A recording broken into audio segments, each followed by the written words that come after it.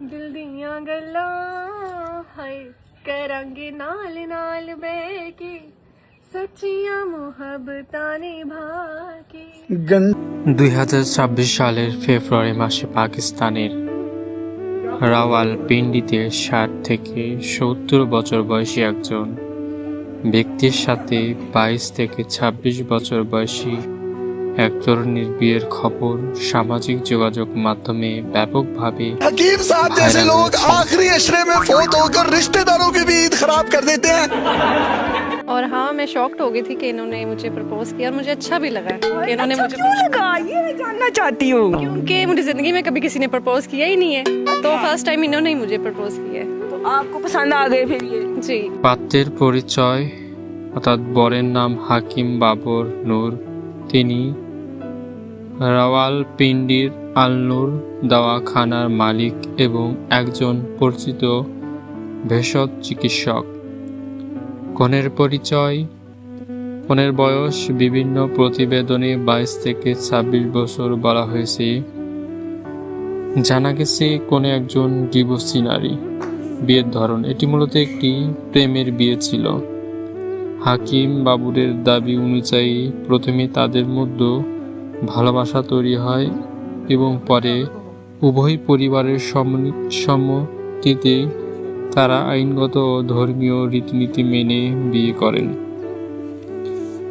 Viral হওয়ার কারণ, বিয়ের ভিডিওতে দেখা যায় হাকিম বাবুর তার নববধূর জন্য গান গাইছেন এবং ফুল চুরি দিয়ে তাকে সাজাচ্ছেন।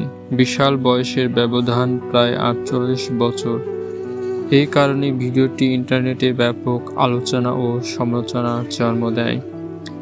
হাকিম বাবরের বক্তব্য সমালোচনার জবাবে তিনি জানান যে বয়স কেবল একটি সংখ্যা মাত্র।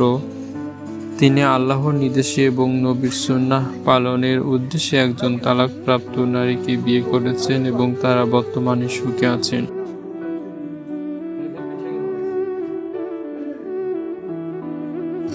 হাকিম বাবর নূর সবসময় বিশ্বাস করেন যে পুরনো স্মৃতিকে মুছে ফেলে নয়, বরং তাকে সাথে নিয়ে চলার হলো জীবনের সার্থকতা।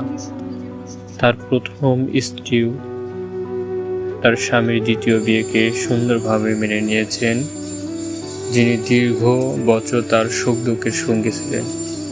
তার প্রতি বাবরের ভালোবাসা এবং সম্মান ছিল অটুট। বিয়ের পর বাবর যখন আম্বারকে তার জীবনে সে ফেলে আসা দিনগুলোর কথা বলেন, তখন আম্বারও তা ভীষণ শ্রদ্ধার সাথে গ্রহণ করে। আম্বার বুঝতে পেরেছিলেন যে প্রথম স্ত্রীর প্রতি বাবরের গভীর অনুরাগী প্রমাণ করে তিনি কতটা বিশ্বস্ত একজন মানুষ। আম্বার নিজেকে কেবল বাবরের স্ত্রী হিসেবে নয়, বরং তার প্রথম স্ত্রীর স্মৃতি ও পরিবারের এক অকৃত্রিম বান্ধবী হিসেবে নিজেকে গড়ে তুলতে চেষ্টা করতেছেন। তিনি প্রায় বলেন, আমি তার জায়গা দখল করতে আসিনি, বাগানে একটি নতুন ফুল হয়ে ফুটে থাকতে এসেছি।